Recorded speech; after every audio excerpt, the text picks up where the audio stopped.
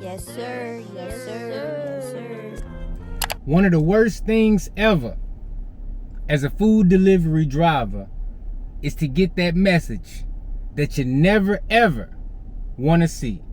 Let's say you wake up, you get yourself together, you're heading out the door, hop in the car, turn it on, you get your seatbelt on, you fixing your mirrors, you know your girl done had the car, you gotta fix the seat right, make sure your mirrors all good, you done got everything set up right. Pop open your DoorDash account, boom, just to get hit with a deactivation message. You ain't checked no email, you ain't did nothing. You done woke up thinking you good to go, ready to dash. Well, guess what? Think again. That could definitely happen. We got a DoorDash driver, guys, and they got deactivated. They got deactivated, and the reason, hold on, let me decline this. The reason is for failure to uphold a decent completion rate. Now, when it comes to DoorDash, you absolutely need to make sure that you holding a 90% completion rate, or you will be deactivated. In the past, you might have been able to go a little bit lower, like 85, 86, 87. But nowadays, the moment you hit 90%, you basically gone. You hear me? It's crazy out here. Let's go ahead and have a look at this video real quick. My DoorDash account got deactivated. As you can see, poor completion rate. Just another great thing that happened. Okay, but if anyone has any kind of advice, I sent an appeal already, but I don't know if that's gonna really help. I'm sure a lot of other people have gotten their accounts deactivated and probably have gotten it back. It's crazy. So if you have anything to attach or upload as evidence or whatever, it's very difficult. Just help me very out, please. Difficult for completion rate. Yes, upload your evidence. Upload your evidence. Upload everything you got, because listen, this can be avoided. And I'm going to tell you how this can easily be avoided. Now, I do feel bad for this dasher. Anytime there's a food delivery driver that don't have access to make that money, my heart goes out to him. But this can be avoided. And my job here on this channel is to make sure you guys are well prepared and you don't make the same mistake. You don't make the same mistake. So look, let's go ahead and get right into it. Number one, if you want to avoid being deactivated for having a low completion rate, follow these simple rules I'm about to go ahead and give you. Because I'm going to break it down nice and simple for you. It's not going to be hard to understand. And we're going to use elementary terms. Only accept orders you intend to complete. What do you mean by that, trader? I'm just out here trying to make money. I take everything. If you're trying to protect your completion rate, you have to make sure that the orders you are accepting, you do your best to complete them. Yes, there will be situations where things out of your control happen.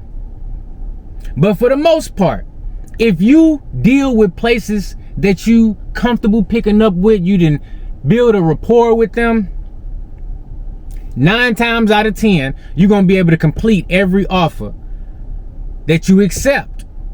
Because if you're dealing with places that historically have not given you no problems, you should be able to complete these orders unless there are some extra variables outside of your control.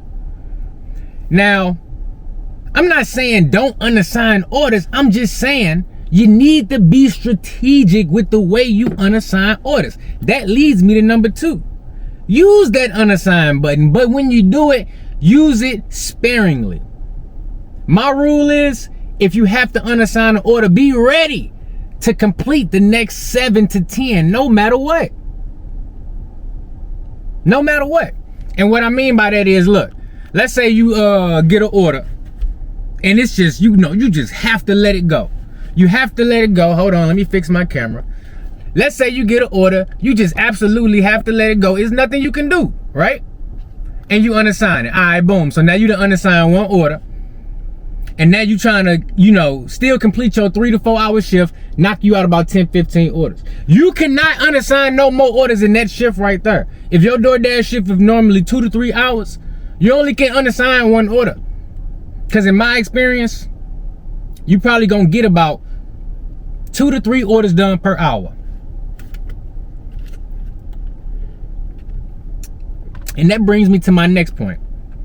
If your completion rate is already low, close to that 90%, you should not be multi-apping if you're trying to avoid it going any lower on DoorDash. Well, damn, trader, multi-apping is how I make my money. I pick up an order over here, I take it over there, and I accept orders while I'm on the way, back and forth, up and down. I get it. I get it. But if you lose access to the DoorDash platform, that's going to be one less avenue you have of hitting your revenue goals.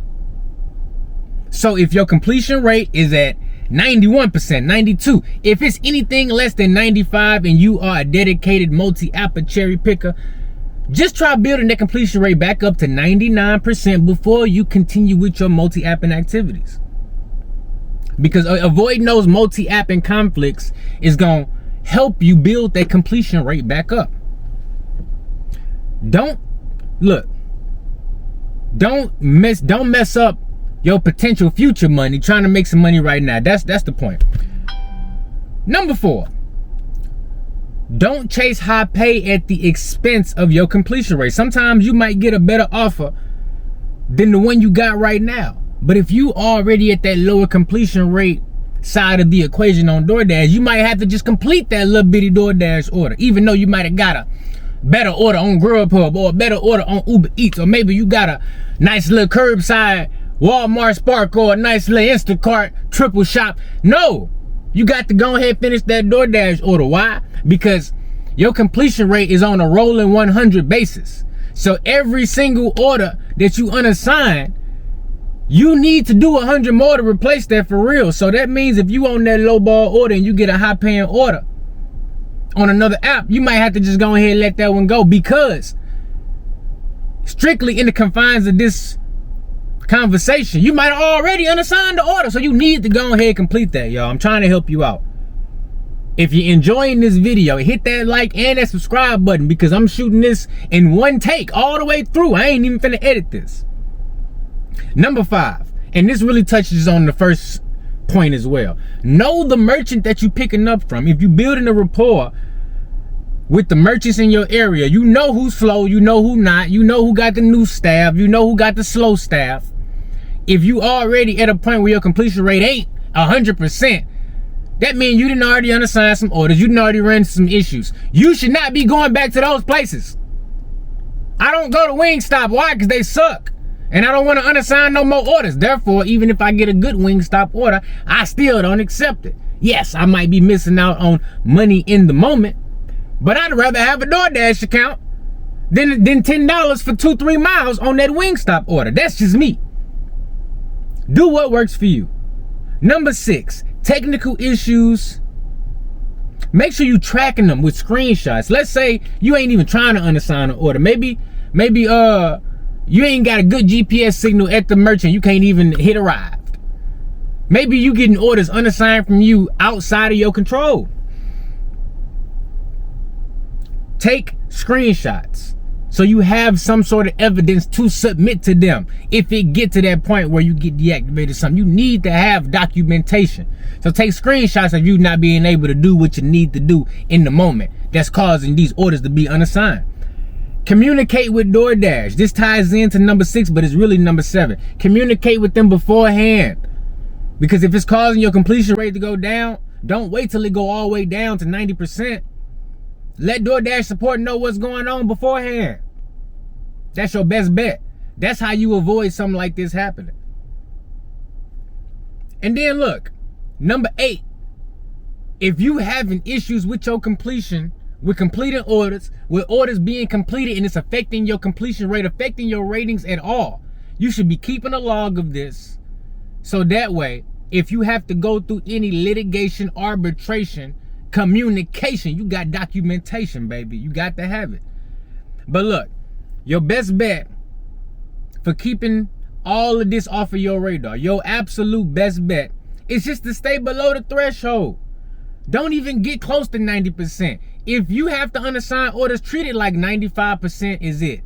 I treat 95% completion rate like it's 90. That way, I never physically get close to that 90%. Because I feel like if I'm at 91 or 90, I'm already deactivated. I might as well go ahead and download something else and hang it up. Because if I can't complete 9 out of 10 orders, that means there's something wrong with the app, something wrong with these customers, and it got to be something wrong with me if I'm still out here doing it. So just go ahead and try to stay by 95%. That's going to do you better than trying to play that unassigned game, accept the order, unassigned, forget that acceptance rate. Forget it. Because if your completion rate is at that point, you cannot be playing it fast and loose, guys. You can't be doing it. Protect your earnings. Protect your way to pay your bills, or just to make your little extra side money, whatever you using DoorDash for to hit your goals. Protect that. And look, last but not least, number 10, if you do get deactivated, submit a professional appeal. Have somebody draft you up something that you're not using all slang and ebonics like me in this video. Have ChatGPT draft you up something that sounds semi-professional. Add in your supporting documents. Be clear, polite, factual. Include the numbers, the screenshots, the communication with support. Every single piece of documentation you have compiled over this whole time, you need to be having all of that.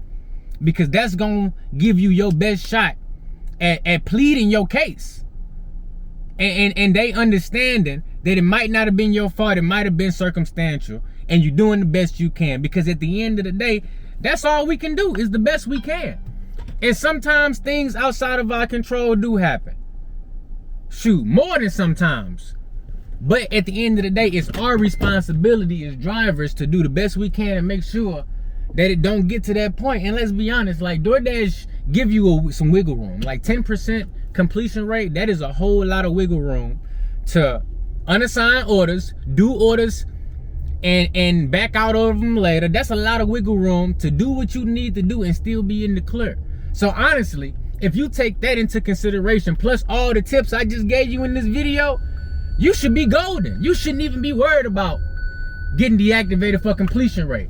And to all my brand new dashers out there, I know a lot of this stuff may not, you may not understand everything I'm saying, all the terminology and lingo I'm using in this video. But feel free to watch it again. And I'm promising you, look, if you follow these tips, you won't have to worry about being deactivated for completion rate. And if you do, at least you'll have a strong case and some strong evidence to possibly get your DoorDash account back. That's all I got for you guys. Listen, I'm at Sam's Club.